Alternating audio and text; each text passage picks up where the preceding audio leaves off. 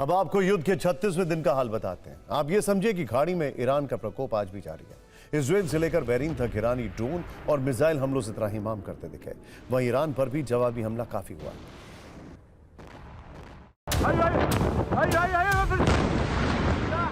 Iran ने आज अपने दुश्मनों पर हमले की नई लहर शुरू की। उसके टारगेट पर इजराइल का तेल अवीव आया। बीते 24 घंटे में वहां बड़े पैमाने पर मिसाइल हमले हुए। क्लस्टर बमों से लैस मिसाइलों से अटैक हुआ। तेल अवीव के रिहायशी इलाकों में विस्फोट सुनाई दिया। इजराइल के नेगेव में एक फैक्ट्री पर ईरान का मिसाइल अटैक हुआ। नेगेव में भी विध्वंसक हमलों से कोहराम मचा। भयंकर विस्फोट से फैक्ट्री तबाह हो गई।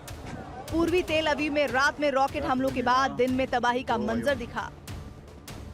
ब्रेई ब्राक इलाके में बहुमंजिला इमारत पूरी तरह से नष्ट हो गई।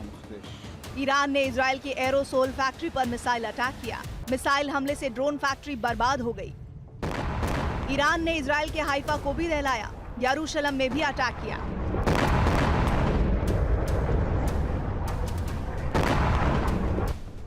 इजराइल के अलावा ईरान ने कुवैत की मीना अल अहमद रिफाइनरी पर हमला किया। हमले के बाद रिफाइनरी में भीषण आग लग गई। कुवैत में ईरान अब तक 650 से अधिक ड्रोन और 300 से अधिक मिसाइलों से हमला कर चुका है। बहरीन में मिसाइल हमले से भीषण नुकसान हुआ। रिहायशी इलाके में एयर डिफेंस सिस्टम की मिसाइल गिरी। मिसाइल गिरने से कई घरों को क्षति पहुंची। कहा जा रहा है कि बहरीन में ईरान का निशाना अमेरिकी ठिकाने थे। उन मिसाइलों को रोक पाने में अमेरिकी एयर डिफेंस नाकाम रही। अमेरिका और इजराइल ने मिलकर ईरान के इन हमलों का जोरदार जवाब दिया। बुशहर में न्यूक्लियर प्लांट के पास हवाई हमला किया। हमले में एक शख्स की मौत हो गई। ईरान के बॉर्डर वाले इलाके अहवाज को भी टारगेट किया गया। वहां शलाम शेख की सीमा पर जबरदस्त बमबारी की। IRGC के ठिकाने को भारी नुकसान पहुंचाया। इसके अलावा ईरान के करज में भी बड़ा हमला हुआ। ईरान के स्ट्रेटेजिक ठिकानों को टारगेट किया गया। जंग के 36वें दिन पूरे तेहरान में एयर स्ट्राइक हुई। अमेरिका इजराइल के हमलों से ईरान की राजधानी दहल उठी। पश्चिमी ईरान में विध्वंस हुआ। ईरान के अबादान पोर्ट को दहलाया गया।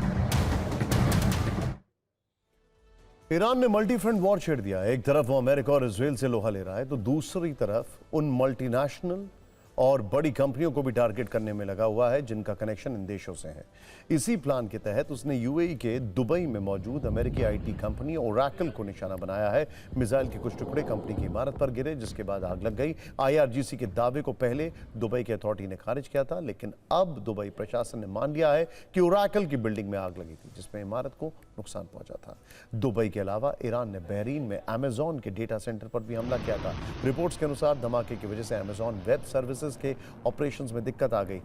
AWS दुनिया भर की कई वेबसाइट्स और ऑनलाइन सेवाओं को क्लाउड सुविधा देती है।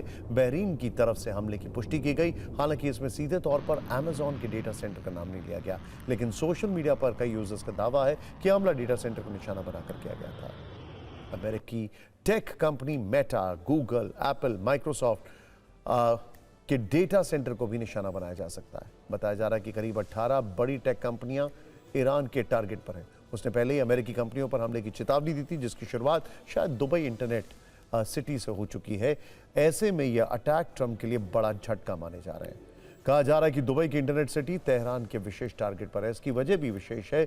दुबई इंटरनेट सिटी में ही सभी आईटी कंपनियों के दफ्तर हैं। लगभग सभी बड़ी आईटी कंपनियों की इमारतें इसी जोन में हैं।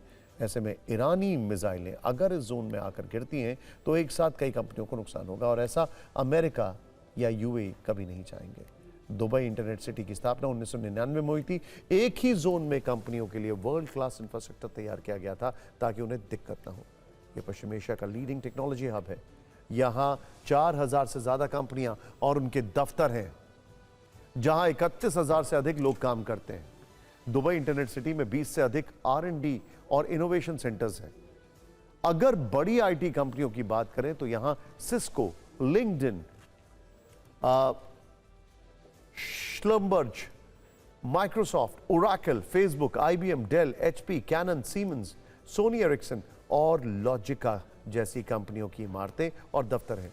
जहां काम करना आईटी प्रोफेशनल्स का सपना होता है, ये कंपनियां अमेरिकी अर्थव्यवस्था की रीढ़ी मानी जाती हैं जिन पर वो नाज करता है। लेकिन युद्ध प्रेमी डोनाल्ड ट्रंप की जिद के चलते पश्चिम एशिया में अब इन पर खतरा मंडरा रहा है। आने वाले दिनों में दुबई की इंटरनेट सिटी ईरानी मिसाइलों की फेवरेट टारगेट हो सकती है, जो अमेरिका को निश्चित तौर पर कई गहरे घाव दे सकता है।